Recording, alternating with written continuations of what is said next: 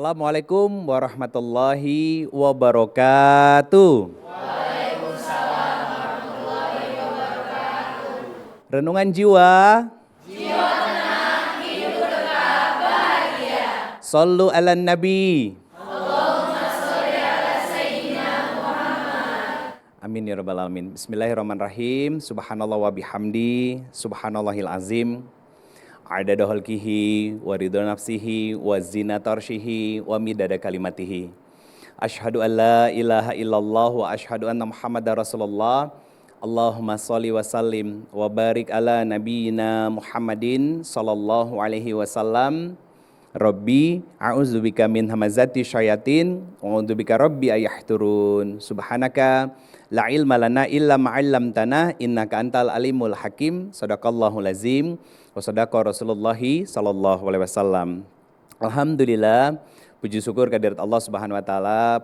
Kita kembali berjumpa dalam program Renungan Jiwa yang pada malam hari ini insya Allah kita akan sedikit membahas tentang di balik popularitas ada pencarian yang tidak terlihat.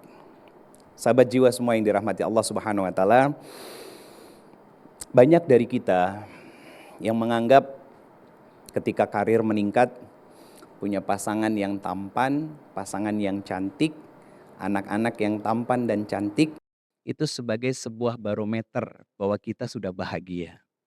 Punya tabungan yang banyak, punya rumah yang mewah, punya mobil yang berjajar banyak, kita menganggap itu sebagai sebuah kebahagiaan. Padahal pada fakta yang terjadi apa? Itu di sisi Allah hanya sebuah kesenangan. Apa buktinya? Ketika anak cantik dan tampan itu ternyata berbuat onar dan membuat masalah. Apa yang kita rasakan? Marah, kecewa. Ketika kita punya pasangan yang suami tampan, yang istrinya cantik, apa yang kita rasakan ketika istri cantik kita selingkuh dan suami tampan kita direbut pelakor? Pasti kecewa. Pasti marah. Kenapa? Karena pada faktanya itu hanya sebuah kesenangan yang Allah titipi kepada kita semuanya. Tapi itu pun semuanya akan bisa menjadi sebuah jalan menuju kebahagiaan, menuju ridhonya Allah, menuju penghambaan diri kita kepada Allah Subhanahu wa taala.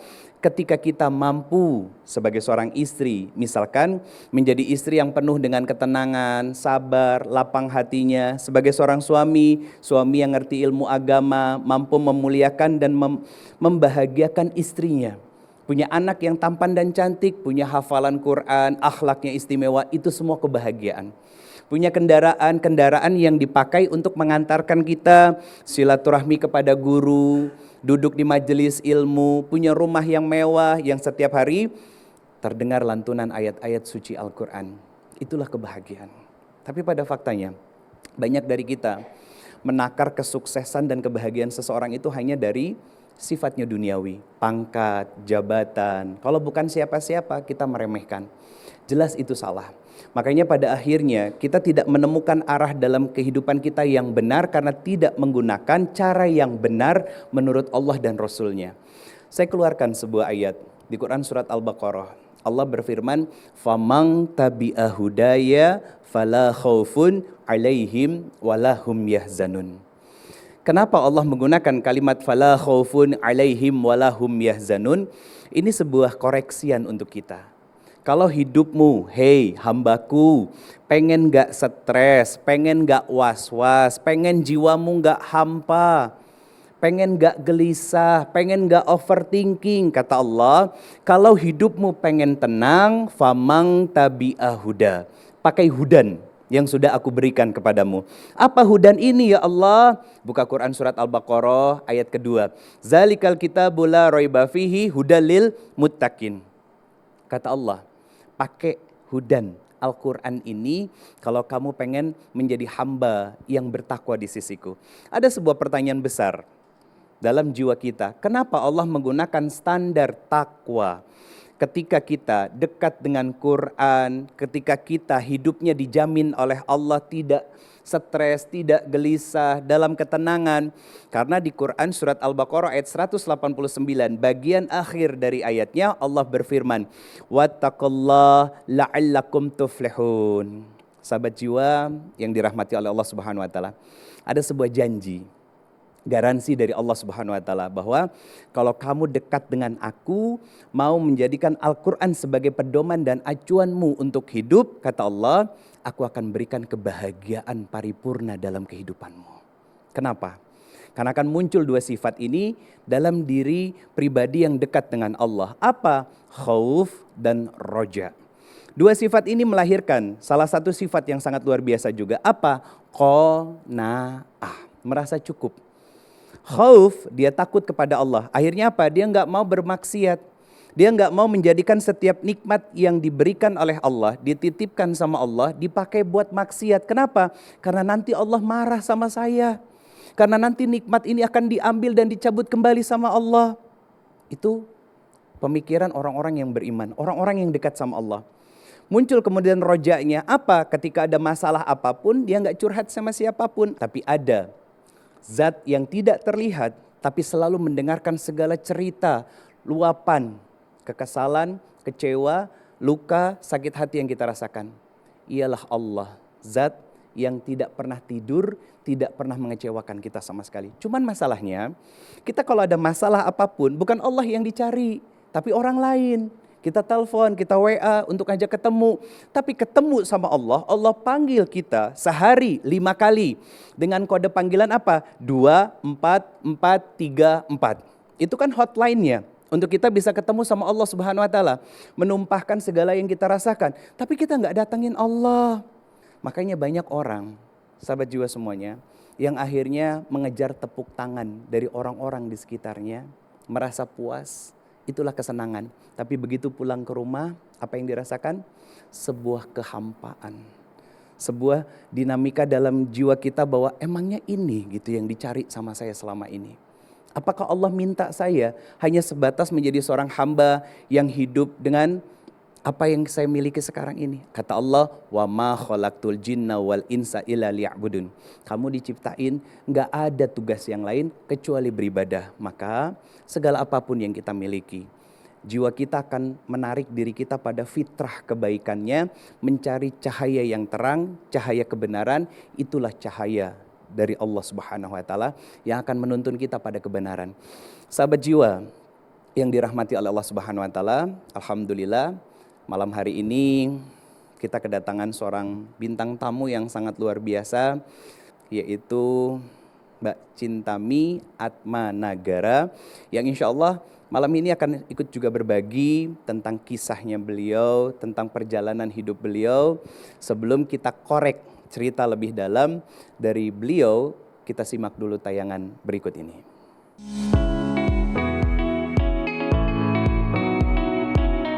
Siapa yang tak mengenal sosoknya? Wajahnya pernah menghiasi layar kaca dan sampul berbagai majalah. Chintami Atmanegara, seorang bintang multitalenta, aktris, penyanyi sekaligus desainer yang namanya tetap bersinar meski pernah vakum puluhan tahun dari dunia hiburan. Namun di balik gemerlap itu, perjalanan hidupnya tak selalu mudah. 2 kali ujian pernikahan harus ia lalui dengan ketegaran dan ketabahan. Panggilan hati untuk berhijrah pun pernah hadir, namun jalan itu tak selalu lurus. Keinginannya untuk menutup aurat sempat terbentur keraguan, bahkan penolakan dari orang terdekat. Baginya, hijab bukan sekedar penutup, melainkan simbol kehormatan diri dan wujud kepatuhan kepada Sang Pencipta. Sahabat jiwa yang dirahmati Allah Subhanahu wa taala, yuk kita sama-sama dengarkan kisah inspiratif dari beliau. Mbak Chintami, boleh berkenan untuk menemani saya di atas panggung. Assalamualaikum. Waalaikumsalam warahmatullahi wabarakatuh. Silakan. Kumaha damang. Alhamdulillah pangestu damang. Assalamualaikum adik-adik semua nih, adik-adik kita nih, anak-anak kita. Pak Ustadz, sebelumnya saya mohon maaf, ini suara saya hari ini lagi agak ngerok gitu. Iya. Saya kebetulan lagi kurang enak badan. Alhamdulillah. Sebelumnya kita doakan beliau semoga selalu sehat, diberkahi Amin. Allah, sehat afiatkan Amin. lagi dan dimudahkan untuk semua urusannya beliau. Amin. Baik, kita mengenal Mbak Tami sebagai penyanyi dan juga aktris legendaris. Sekarang Mbak Tami dikenal sebagai seorang desainer pakaian muslim. Sejak kapan Mbak Tami memulai menjadi seorang desainer dan juga pengusaha di bidang fashion? Boleh ceritain sedikit? Sejak 14 tahun yang lalu. 14 tahun Iya. yang lalu. Saya kan dulu ibu saya yang kedua ya, Iya. karena ibu saya yang pertama udah meninggal, ibu saya yang kedua itu kan sering terima jahitan di rumah. Iya. Jadi saya sering membantu dan diajarkan pola segala macam lah tentang menjahit. Nah jadi dari situlah saya akhirnya berkutat dengan kain, Terus dia juga yang menjahitkan baju-baju saya untuk saya menyanyi. Nah si Mami ini, ibu Iya. saya yang kedua ini, Iya. dia juga yang menyiapkan semua perlengkapan. Dulu kan saya aktif di nyanyi ya Pak Oh, Ustadz. iya, betul. Gitu, jadi saya banyak belajar lah dari Mami. Nah setelah saya mulai berhijab di usia 50 tahun baru berhijab, belum terlambat ya Pak Ustadz ya. Nggak ada Ngelihat kata adik-adik semua masih muda-muda udah berhijab. Saya startnya dari 50 tahun ya. Nah terus saya berpikir karena saya menyenangi kain-kain, apalagi kain-kain Indonesia ya. Iya. Kain-kain Indonesia itu kita di berbagai pulau itu punya kain batik, tenun, lurik. Saya jatuh cinta, jadi akhirnya saya memutuskan waktunya sekarang lah untuk saya mulai mendesain baju-baju muslim. Semenjak berhijab saya merasa lebih damai, lebih tenang, lebih percaya diri. Kalau dulu perasaan hidup saya ribet gitu. Udah ribet harus menata-nata rambut. Ya kalau soal penampilan ya, saya harus ke salon, terus saya harus mikirin model rambut apa lagi nih gitu.